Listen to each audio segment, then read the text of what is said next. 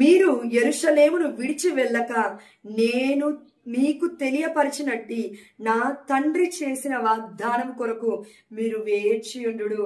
చూడండి, తండ్రి దేవుడు వాగ్దానం ఇచ్చాడు. ఆ వాగ్దానాన్ని యేసుప్రభుల వారు శిష్యులకు తెలియపరిచాడు. ఇదిగో మరొక ఆదరణకర్త మీ మీదకి వస్తాడు అని. అయితే వాగ్దానం చేశాడు, నెరవేర్చబోతున్నాడు.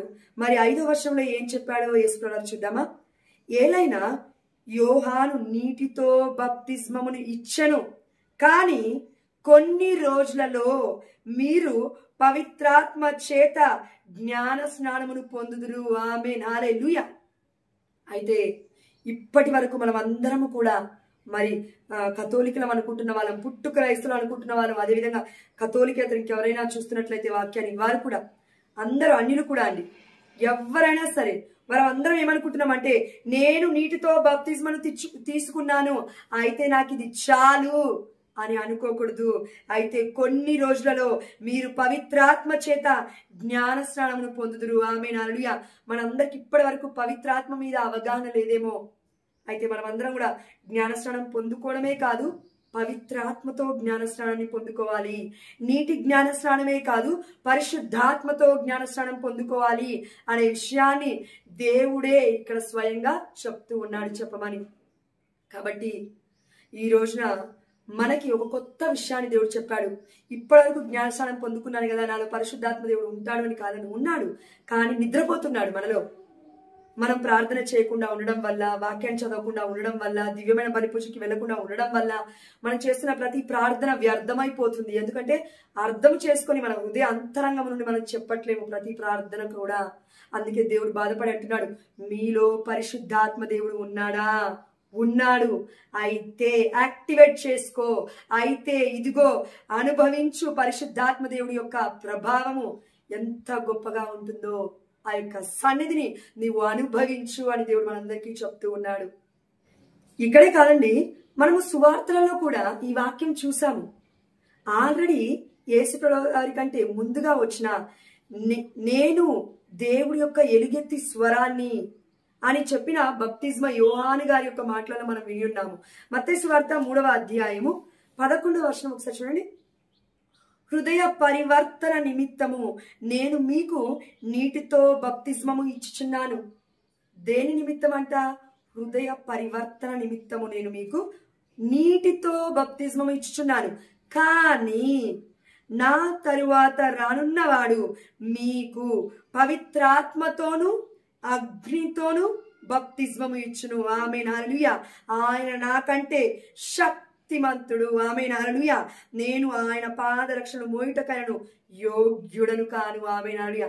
ఇంత గొప్ప ప్రవక్త అంటున్నాడు, నేను ఆ దేవాతి దేవుడి యొక్క పాదరక్షణను కూడా విప్పుటకు యోగ్యుడను కాను అని. మరి మనమెంత పురుగు వంటి వారమో ఒకసారి ఆలోచించుకుంటూ, ఆత్మ పరిశీలన చేసుకుంటూ ఈ వాక్యాన్ని ధ్యానించుకున్నట్లయితే, నీటితో బప్తిస్మమే కాదు, మనం పవిత్రాత్మతోను అగ్నితోను జ్ఞాన స్నానాన్ని పొందుకోవాలి అని దేవాతి దేవుడు ఈరోజు మనకి చెప్తూ ఉన్నాడు. అయితే మరి నీటితో జ్ఞాన స్నానం పొందుకున్న మనమందరము కూడా ఎందుకు పవిత్రాత్మతోను అగ్నితోను జ్ఞాన స్నానం పొందుకోవాలి, బప్తిస్మాన్ని పొందుకోవాలి, ఎందుకు మనం నింపబడాలి అని దేవుడు బలంగా కోరుకుంటున్నాడు అనంటే, ఇదిగో వాక్యం సెలవిస్తుంది. యోహాను సువార్త 3వ అధ్యాయము 3వ వచనం నుండి. అక్కడ యేసు నికోదేము మధ్యలో ఉన్న సంభాషణ మనం ఇక్కడ చూస్తూ ఉన్నాము. అందుకు యేసు అతనితో ఎవరితో? నికోదేముతో ఏమంటున్నాడంటే చూడండి, మనుష్యుడు నూతనముగా జన్మించిననే తప్ప దేవుని రాజ్యమును చూడజాలడని నేను మీతో నిశ్చయముగా చెప్పుచున్నానని పలికెను. దేవుడు వాక్యం చెప్పడమే గొప్ప విషయం, మళ్ళీ నిశ్చయంగా అన్నాడంటే తప్పకుండా వినాలి అని అర్థం అండి. అందుకు నికోదేము, వృద్ధుడైన మనుష్యుడు మరలా ఎటుల జన్మింపగలడు? అతడు తల్లి గర్భమున 2వ పర్యాయము ప్రవేశించి జన్మింపగలడా అని అడిగెను. దాని తర్వాత యేసు వారు ఏమంటున్నారు చూడండి. అప్పుడు యేసు 5వ వచనం, ఒకడు ఎవరైనా సరే వాళ్ళు, ఒకడు నీటి వలన ఆత్మ వలన జన్మించిననే తప్ప దేవుని రాజ్యములో ప్రవేశింపలేడని నీతో నిశ్చయముగా చెప్పుచున్నాను. ఆమేన్. మరలా ఇంకొకసారి దేవుడు నొక్కి వక్కాలించి చెప్తున్నాడు మనందరికీ కూడా. ఇదిగో ఒకడు నీటి వలన, అంటే నీటి ద్వారా ఇచ్చు జ్ఞానస్నానం వలన, బప్తిస్మం వలన, ఆత్మ వలన, అంటే ఇదిగో పరిశుద్ధాత్మ దేవుడు మన మీదకి వచ్చినప్పుడు మనం ఒక ఎక్స్పీరియన్స్, ఒక అనుభవాన్ని పొందుకుంటాం. అదేంటంటే అగ్ని రూపంలో మన మీదకి దిగి వస్తూ ఉంటాడు. ఏ విధంగా అయితే పెంతెకోస్తు పండుగ రోజున అగ్ని నాలుకల వలె బిడ్డ మీదకి దిగి వచ్చాడు, అలా మనం కూడా ఆత్మతోను పవిత్రాత్మతోను మనం జన్మిస్తే తప్ప దేవుడి రాజ్యంలో మనకి ప్రవేశం లేదు అని దేవుడు ఇక్కడ నొక్కి వక్కారించి చెప్తున్నాడు. కాబట్టి ఇప్పుడు ఈ రోజున మనము ఆలోచిద్దాము. నీటి జ్ఞానస్నానం తీసుకున్నావు ప్రియమైన బిడ్డ, మరి ప్రభు చేసిన వాగ్దానమైన పరిశుద్ధాత్మతో జ్ఞానస్నానం పొందావా అని దేవుడు అడుగుతున్నాడు. మనమందరము మనం చిన్నగా ఉన్నప్పుడు మన తల్లిదండ్రులు జ్ఞానస్నానం ఇప్పించారు. దాని తర్వాత మనం భద్రమైన అభ్యంగనం, అంటే కన్ఫర్మేషన్ అంటాం కదండి, దివ్యస ప్రసాదం, భద్రమైన అభ్యంగనం, ఇవి పొందుకున్నప్పుడు పరిశుద్ధాత్మ దేవుడు ఆటోమేటిక్ గా మనలో నివసిస్తూ ఉంటాడండి. మనం ఆల్రెడీ పొందుకున్నాము. కాకపోతే ఏంటంటే నిద్రపోకుండా ఉండడానికి పరిశుద్ధాత్మ దేవుడు మనలో, మనము పాపం చేసినప్పుడల్లా పరిశుద్ధాత్మ దేవుడు చనిపోకుండా ఉండడానికి మనలో పరిశుద్ధాత్మ దేవుడు ఎప్పుడు హీఈస్ లివింగ్ గాడ్, ఎప్పుడు బ్రతికే ఉంటాడు.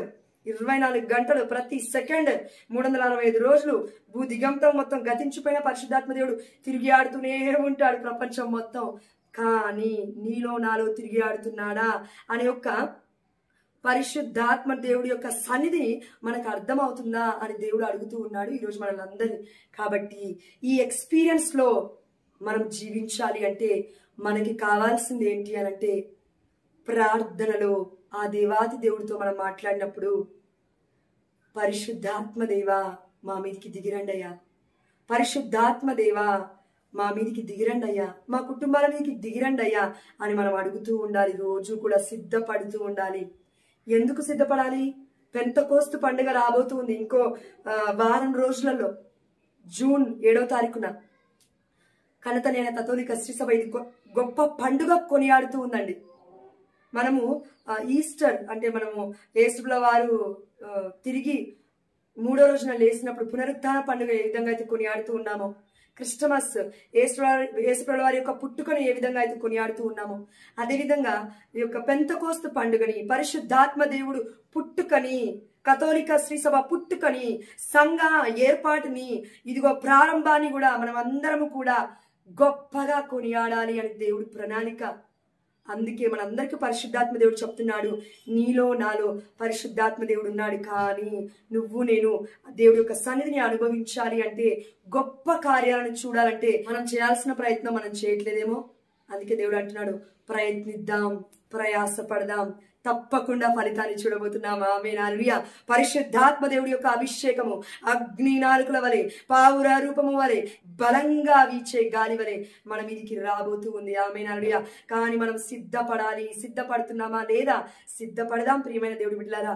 దేవుడి యొక్క అభిషేకాన్ని పొందుకోవడానికి, దేవుడి యొక్క ఆత్మలో ఆనందించడానికి, ఆందోళన విడిచిపెట్టి ఆనందిస్తూ అనేకులకు ఆశీర్వకరంగా మనం మారడానికి ఇది అత్యద్భుతమైన అవకాశము. పెంతెకోస్తు దినము, పెంతెకోస్తు పండుగ రాబోతుంది.